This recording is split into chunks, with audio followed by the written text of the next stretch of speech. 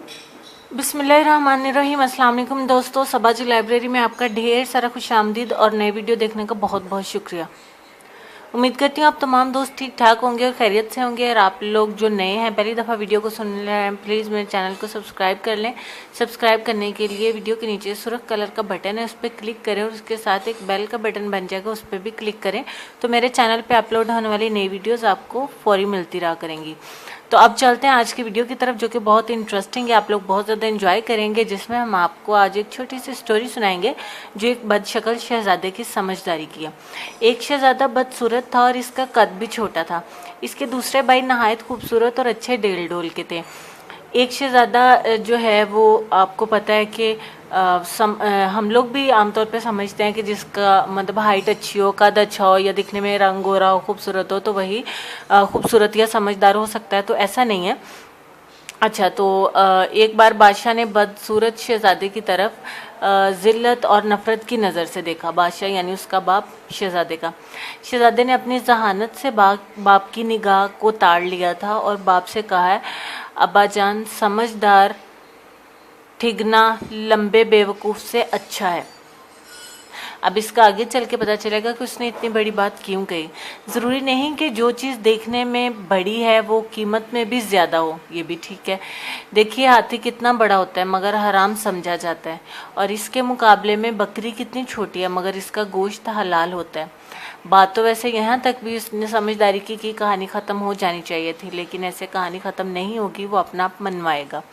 सारी दुनिया के पहाड़ों के मुकाबले में तूर बहुत छोटा पहाड़ है, लेकिन खुदा के नज़दीक इसकी इज्जत और मर्तबा बहुत ज़्यादा है।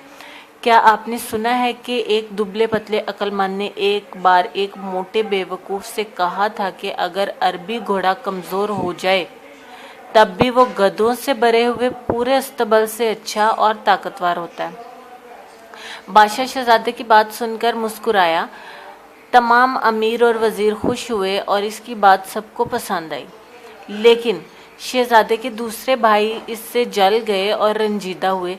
जब तक इंसान अपनी ज़ुबान से बात नहीं करता, इस वक्त तक इसकी अच्छाइयाँ और बुराइयाँ ढकी छुपी रहती हैं।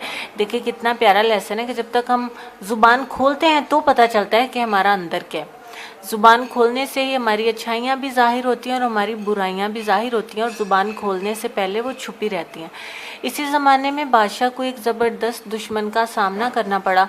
जब दोनों तरफ की फ़ौजें आमने सामने आईं और लड़ाई शुरू करने का इरादा किया, तो सबसे पहले जो शख्स लड़ने के लिए मैदान में निकला वो वही बदसूरत शहजादा था, और इसने पुकार कर कहा, मैं वो आदमी नहीं हूँ कि तुम लड़ाई के दिन मेरी पीठ देख सको।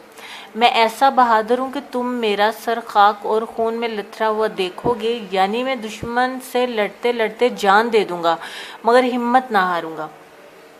जो लोग ख्वामखा लड़ाई पर आमादा होते हैं वो खुद अपने खून से खेलते हैं, यानी मुफ्त जान गंवाते हैं, और जो लड़ाई के मैदान से भाग जाते हैं वो पूरी फौज के खून से खेलते हैं। ये कहकर शहजादे ने दुश्मन की फौज पर बहुत सख्त हमला किया और कई बड़े बड़े बहादुरों को कत्ल कर दिया।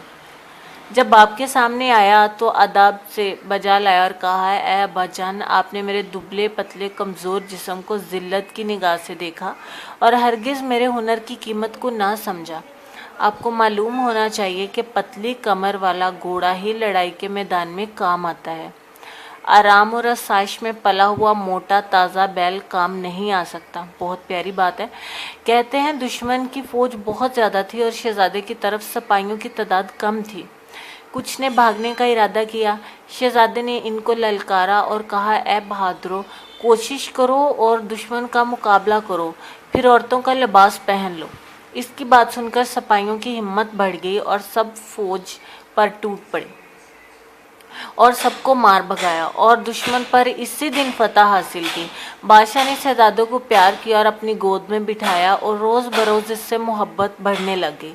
इसको अपना उसने वली अहद बना दिया, यानी कि बादशाह के बाद जो है वो उसने कहा कि वो इसकी सीट को संभालेगा या वही इस सीट पर आएगा।